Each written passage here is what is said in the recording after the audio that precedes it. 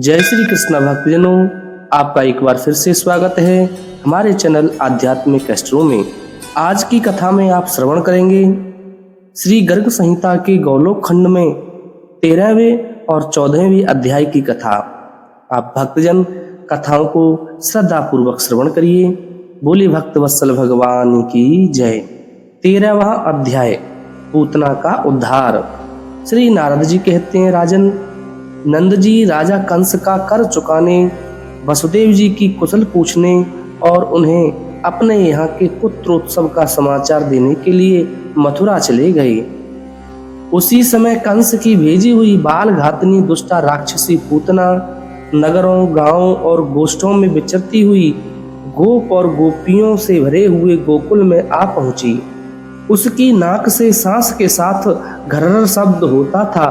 गोकुल के निकट आने पर उसने माया से दिव्य रूप धारण कर लिया। वह 16 वर्ष की अवस्था वाली तरुणी बन गई।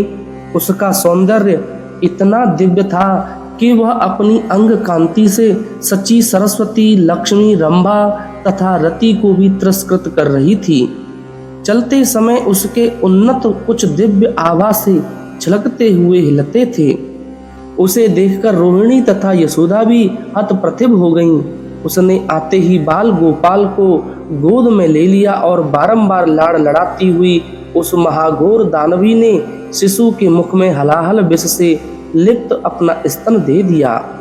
यह देख तीक्ष्ण रोष से आवृत हो श्री हरि ने उसका सारा दूध उसके प्राणों सहित पी लिया।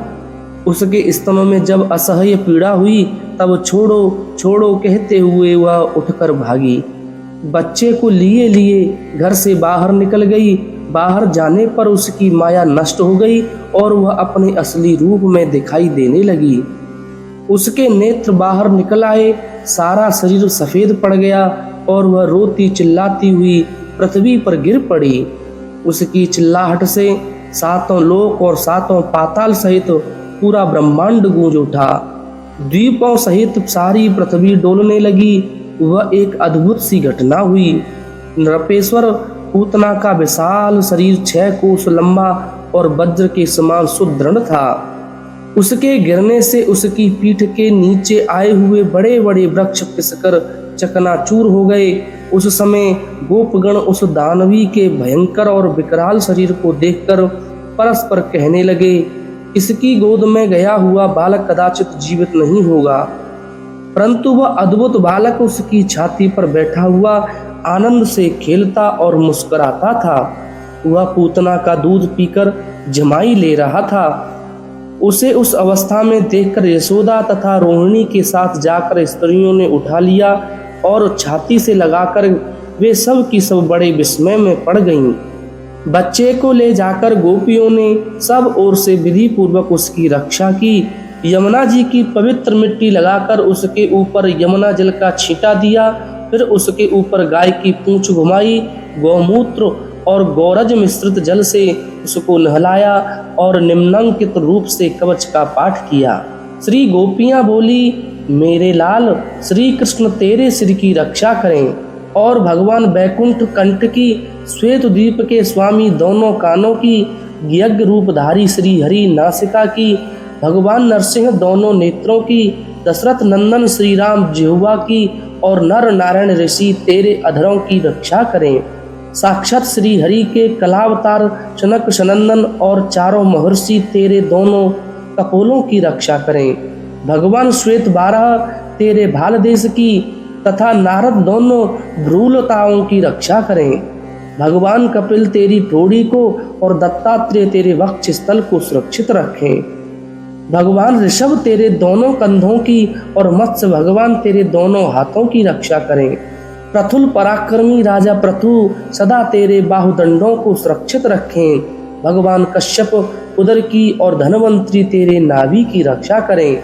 मोहिनी रूपधारी भगवान तेरे गुहि देश को और वामन तेरी कटी को हानि से बचाएं। परशुराम जी तेरे पृष्ठभाग की और बादरायण व्यास जी तेरी दोनों जांघों की रक्षा करें। बलभद्र दोनों घुटनों की और बुद्ध देव तेरी पिंडलियों की रक्षा करें। धर्मपालक भगवान कल की गुल्फों सहित तेरे दोनों पैरों को सकुशल रखें। यह सबकी रक्षा करने वाला परम दिव्य श्री कृष्ण कवच है। इसका उपदेश भगवान विष्णु ने अपने नाभि कमल में विद्यमान ब्रह्मा जी को दिया था। ब्रह्मा जी ने शंभु को, शंभु ने दुर्वासा को और दुर्वासा ने नंद मंदिर में आकर श्री यशोदा जी को इसका उपदेश दिया था। इस कवच के द्वारा गोपियों सहित श्री यशोदा ने नंद नंदन की रक्षा करके उन्हें अपना स्तन पिलाया और ब्राह्मणों को प्रचुर धन दिया। उसी समय नंद आदि गोप मथुरापुरी से गोकुल में लौट आए। पूतना के भयानक शरीर को देखकर वे सब के सब भय से व्याकुल हो गए। गोपों ने कुठारों से उसके शरीर को काट काट कर यमुना जी के किनारे कई चिताएं बनाई और उसका दाह संस्कार किया। पूतना का शरीर परम पवित्र हो गया था। जलाने पर उससे जो धुआं निकला उसमें इलायची, लवंग, चंदन, तगर और अगर की सुगंध भरी हुई थी। अहो, जिन पतित पावन ने पूतना को मोक्ष गति प्रदान की, उन श्री कृष्ण को छोड़कर हम यहाँ किसकी शरण में जाएं? बहुलासु ने पूछा, देवर से यह बालघातनी राक्षसी पूतना पूर्व जन्म में कौन थी? इसके स्तन में विष लगा हुआ था तथा इसके भीतर का भाव भी दूषित ही था, तथापि इसे उत्तम मोक्ष की प्राप्ति कैसे हुई? श्री नारद जी बोले, पूर्व काल में राजा बलि के यज्ञ में भगवान वामन के परम उत्तम रूप को देखकर बलि कन्या रत्नमाला ने उनके प्रति पुत्रोचित स्नेह किया था। उसने मन ही मन यह संकल्प किया था कि यदि मेरे भी ऐसा ही बालक उत्पन्न हो और उस पवित्र मुस्कान वाले शिशु को मैं अपना स्तन पिला सकूं, तो उससे मेरा चित्त प्रसन्न हो जाएगा। बलि भगवान के परम भक्त हैं, अतः उनकी पुत्री को वामन भगवान ने यह वर दिया कि तेरे मन में जो मनोरथ है वह पूर्ण हो। वही रत्नमाला द्वापर के अंत में पूतना नाम से विख्यात राक्षसी हुई। भगवान श्री कृष्ण के स्पर्श से उसका उत्तम मनोरथ सफल हो गया। मिथिला नरेश, जो मनुष्य प्रातपर भगवान श्री कृष्ण के इस पूतना उद्धार संबंधी प्रसंग को सुनता है, उसको भगवान की प्रेम पूर्ण भक्ति प्राप्त हो जाती है। फिर उसे धर्म, अर्थ और काम रूप त्रिवर्ग की उपलब्धि हो जाए, इसके लिए तो कहना ही क्या है। इस प्रकार श्री गर्ग संहिता में गोलोक खंड के अंतर्गत नारद बहुलासु संवाद में पूतना मोक्ष नामक 13वां अध्याय पूरा हुआ। बोली श्री विष्णु भगवान की जय। 14वां अध्याय सकट भंजन, उत्कच और तृणाव्रत का उद्धार, दोनों के पूर्व जन्म का वर्णन। श्री गर्ग जी ने कहा, सौनक, इस प्रकार मैंने भगवान श्री कृष्ण के सर्वोत्कृष्ट दिव्य चरित्र का वर्णन किया। जो मनुष्य भक्ति पूर्वक इसका श्रवण करता है वह कृतार्थ है, उसे परम पुरुषार्थ प्राप्त हो गया, इसमें संशय नहीं है। श्री सौनक जी बोले, मुने, भगवान श्री कृष्ण का मंगलमय चरित्र अमृत रस से तैयार की हुई परम मधुर खांड है। इसे साक्षात आपके मुख से सुनकर हम कृतार्थ हो गए। तपोधन संतों में श्रेष्ठ राजा बहुलासु भगवान श्री कृष्ण के परम भक्त थे। उनके मन में सदा शांति बनी रहती थी। इसके बाद उन्होंने मुनिवर नारद जी से कौन सी बात पूछी, यह मुझे बताने की कृपा कीजिए। श्री गर्ग जी ने कहा, सौनक, तदंतर मिथिला के महाराज बहुलास्व हर्ष से उत्फुल्ल और प्रेम से विवल हो गए। फिर उन धर्मात्मा नरेश ने परिपूर्णतम भगवान श्री कृष्ण का चिंतन करते हुए नारद जी से कहा। राजा बहुलास्व बोले, मुने, आपने भूरे भूरे पुण्य कर्म किए हैं। आपके संपर्क से मैं धन्य और कृतार्थ हो गया, क्योंकि भगवान के भक्तों का संग दुर्लभ और दुस्साध्य है। मुने, अद्भुत भक्तवत्सल साक्षात भगवान श्री कृष्ण ने बाल्य अवस्था में आगे चलकर कौन सी विचित्र लीला की, यह मुझे बताइए। श्री नारद जी कहते हैं, राजन, तुम श्री कृष्ण सम्मत धर्म के पालक हो। तुमने यह बहुत उत्तम प्रश्न किया है। निश्चय ही संत पुरुषों का संग सबके कल्याण का विस्तार करने वाला होता है। एक दिन जब भगवान श्री कृष्ण के जन्म का नक्षत्र प्राप्त हुआ था, नंद रानी श्री यशोदा जी ने गोप और गोपियों को अपने यहाँ बुलाकर ब्राह्मणों के बताए अनुसार मंगल विधान संपन्न किया। उस समय श्याम सलोने बालक श्री कृष्ण को लाल रंग का वस्त्र पहनाया गया, अंगों को स्वर्णमय भूषणों से भूषित किया गया। उन्हें गोद में लेकर मैया ने उनके विकसित कमल सदृश कमनीय नेत्रों में काजल लगाया और गले में बघनखा युक्त चंद्रहार धारण कराया तथा देवताओं को नमस्कार करके ब्राह्मणों के लिए उत्तम धन का दान दिया। तदंतर गोपी यशोदा जी ने शीघ्र ही अपने लाला को पालने पर लिटा दिया और मंगल दिवस पर गोपियों में से प्रत्येक का अलग अलग स्वागत किया। उस मंगल भवन में उस दिन बहुत से गोपों का आना जाना लगा रहा, अतः उन्हीं के सत्कार में व्यस्त रहने के कारण वे अपने रोते हुए बालक का रुदन शब्द सुन न सकी। उसी क्षण पापात्मा कंस का भेजा हुआ एक राक्षस आया। उसका नाम उत्कच था। वह वायु में शरीर धारण किए रहता था। वह आकर छकड़े पर, जिस पर बड़े बड़े वजनदार दही दूध के मटके रखे जाते थे, बैठ गया और बालक के मस्तक पर उस सकट को उलट कर गिराने के प्रयास में लगा। इतने में ही श्री कृष्ण ने रोते रोते ही उस सकट पर पैर से प्रहार कर दिया। फिर तो वह बड़ा छगड़ा टूक टूक हो गया और दैत्य मरकर नीचे आ गिरा। ऐसी स्थिति में वह वायु में शरीर छोड़कर निर्मल दिव्य देह से संपन्न हो गया और भगवान श्री कृष्ण को प्रणाम करके 100 घोड़ों से जिते हुए दिव्य विमान पर बैठकर भगवान के निजी परम धाम गोलोक को चला गया। उस समय ब्रजवासी नंद आदि गोप तथा गोपियां सब के सब एक साथ वहां आ गए और बालकों से पूछने लगे, ब्रज कुमारों, यह सकट अपने आप ही गिर पड़ा या किसी ने इसे गिराया है? कैसे इसकी यह दशा हुई है? तुम जानते हो तो बताओ। बालकों ने कहा, पालने पर सोया हुआ यह बालक दूध पीने के लिए रोते रोते ही पैर फेंक रहा था। वहीं पैर छकड़े से टकराया, इसी से यह छकड़ा उलट गया। ब्रज बालकों की इस बात पर गोप और गोपियों को विश्वास नहीं हुआ। वे सभी आश्चर्यमग्न होकर सोचने लगे, कहाँ तो 3 महीने का यह छोटा सा बालक और कहाँ इतने विशाल बोझ वाला यह छकड़ा। यशोदा को यह शंका हो गई कि बच्चे को कोई बाल ग्रह लग गया है। अतः उन्होंने बालक को गोद में लेकर ब्राह्मणों द्वारा विधि पूर्वक ग्रह यज्ञ करवाया। उसमें उन्होंने ब्राह्मणों को धन आदि से परिपूर्णतया तृप्त कर दिया। श्री बहुलासु ने पूछा, महामुने, इस उत्कच नाम के राक्षस ने पूर्व जन्म में कौन सा पुण्य कर्म किया था जिसके फलस्वरूप भगवान श्री कृष्ण के चरणों का स्पर्श पाकर वह तत्काल मोक्ष का भागी हो गया? श्री नारद जी ने कहा, मिथिलेश्वर, यह उत्कच पूर्व जन्म में हिरणाक्ष का पुत्र था। एक दिन वह लोमस जी के आश्रम पर गया और वहां उसने आश्रम के वृक्षों को चूर्ण कर दिया। स्थूल देह से युक्त महाबली उत्कच को खड़ा देख ब्राह्मण ऋषि ने रोष युक्त होकर उसे शाप दे दिया, दुर्मते, तू देह रहित हो जा। उसी कर्म के परिपाक से उसका वह शरीर सर्प शरीर से कैंचुल की भांति छूटकर गिर पड़ा। यह देख वह महान दानव मुनि के चरणों में गिर पड़ा और बोला। उत्कच ने कहा, मुने, आप कृपा के सागर हैं, मेरे ऊपर अनुग्रह कीजिए। भगवान, मैंने आपके प्रभाव को नहीं जाना, आप मेरी देह मुझे दे दीजिए। श्री नारद जी कहते हैं, राजन, तदंतर वे मुनि लोमस प्रसन्न हो गए जिन्होंने विधाता की 100 नीतियां देखी हैं, अर्थात जिनके सामने 100 ब्रह्मा बीत चुके हैं। ऐसे संतों का रोष भी वरदायक होता है, फिर उनका वरदान मोक्षप्रद हो, उसके लिए तो कहना ही क्या है।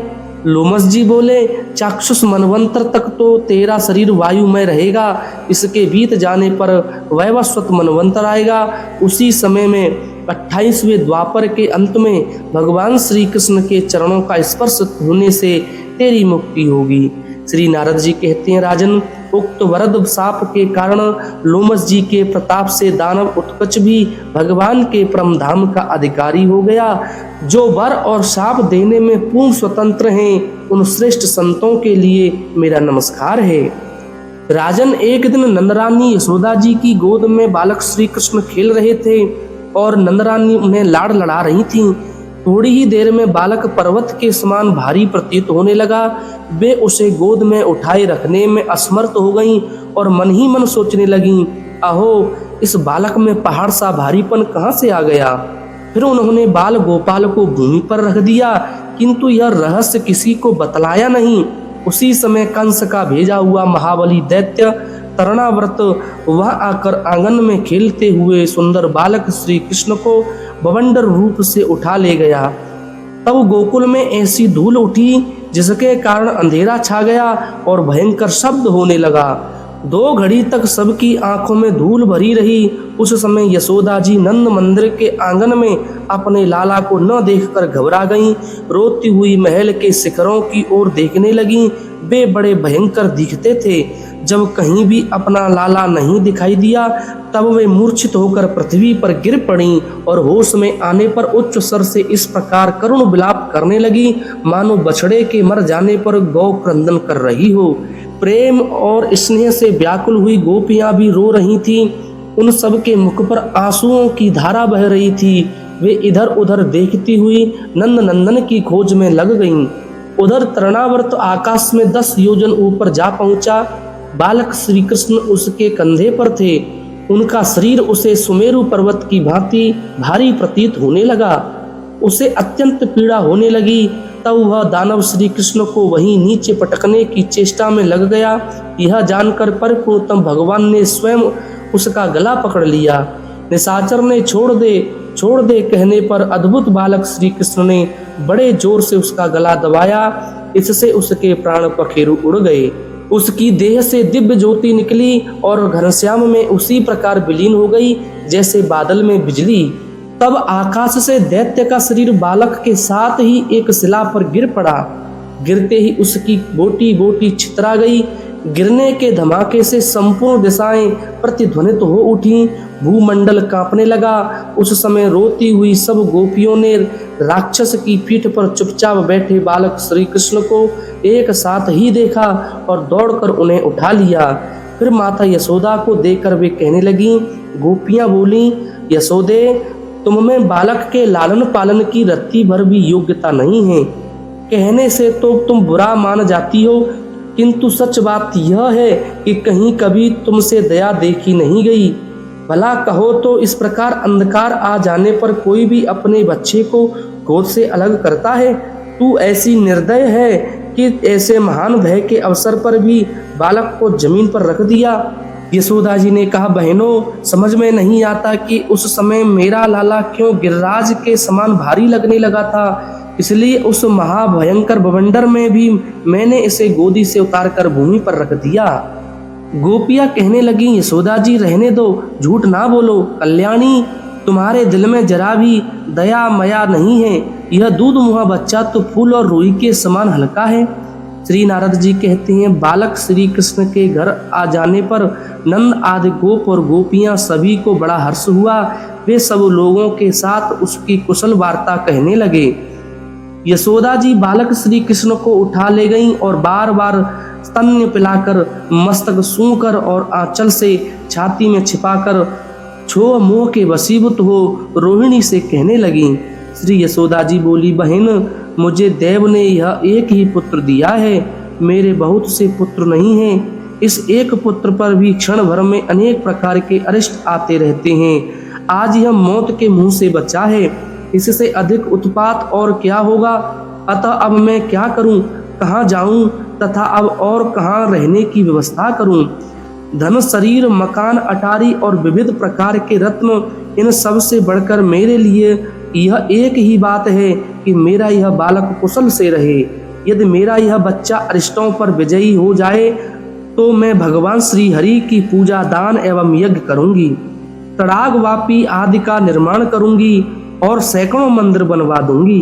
प्रिय रोहिणी, जैसे अंधे के लिए लाठी ही सारा है, उसी प्रकार मेरा सारा सुख इस बालक से ही है।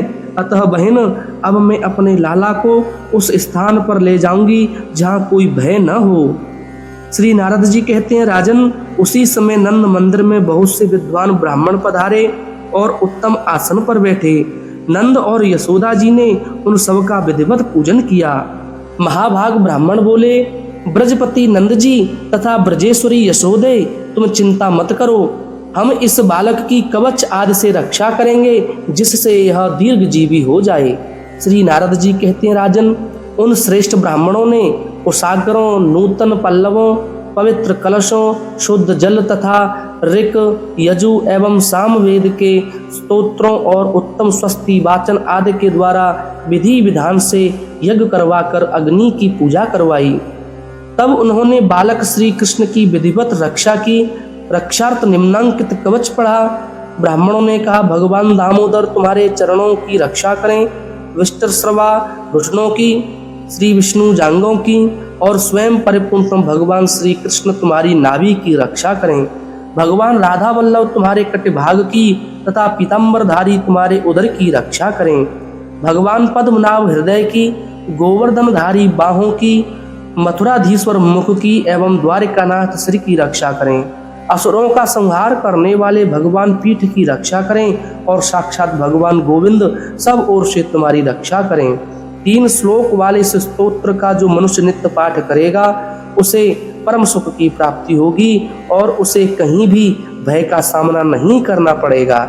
श्री नारद जी कहते हैं, तदंतर नंद जी ने उन ब्राह्मणों को 1 लाख गायें, 10 लाख स्वर्ण मुद्राएं, 1000 नूतन रत्न और 1 लाख बढ़िया वस्त्र दिए। उन श्रेष्ठ ब्राह्मणों के चले जाने पर नंद जी ने गोपों को बुलाकर भोजन करवाया और मनोहर वस्त्राभूषणों से उन सब का सत्कार किया। श्री बहुलास्व ने पूछा, मुने यह तरुणाव्रत पहले जन्म में कौन सा पुण्य कर्मा मनुष्य था जो साक्षात परिपूर्णतम भगवान श्री कृष्ण में लीन हो गया? श्री नारद जी बोले, राजन, पांडु देश में शस्त्राक्ष नाम से विख्यात एक राजा थे। उनकी कीर्ति सर्वत्र व्याप्त थी। भगवान विष्णु में उनकी अपार श्रद्धा थी। वे धर्म में रुचि रखते थे। यज्ञ और दान में उनकी बड़ी लगन थी। एक दिन वे रेवा नर्मदा नदी के दिव्य तट पर गए। लताएं और बेंत उस तट की शोभा बढ़ा रहे थे। वहां सहस्त्रों स्त्रियों के साथ आनंद का अनुभव करते हुए वे विचरने लगे। उसी समय स्वयं दुर्वासा मुनि ने वहां पदार्पण किया। राजा ने उनकी वंदना नहीं की। तब मुनि ने शाप दे दिया, दुर्बुद्धे, तू राक्षस हो जा। फिर तो राजा सहस्राक्ष दुर्वासा जी के चरणों में गिर पड़े। तब मुनि ने उन्हें वर दिया, राजन, भगवान श्री कृष्ण के विग्रह का स्पर्श होने से तुम्हारी मुक्ति हो जाएगी। श्री नारद जी कहते हैं, राजन, वे ही राजा सहस्राक्ष दुर्वासा जी के शाप से भूमंडल पर तरुणावर्त नामक दैत्य हुए थे। भगवान श्री कृष्ण के दिव्य श्री विग्रह का स्पर्श होने से उनको सर्वोत्तम मोक्ष गोलोक धाम प्राप्त हो गया। इस प्रकार श्री गर्ग संहिता में गोलोक खंड के अंतर्गत नारद बहुलाश संवाद में सकटासुर और तरुणाव्रत का मोक्ष नामक 14वां अध्याय पूरा हुआ। बोली श्री बालकृष्ण लाल की जय।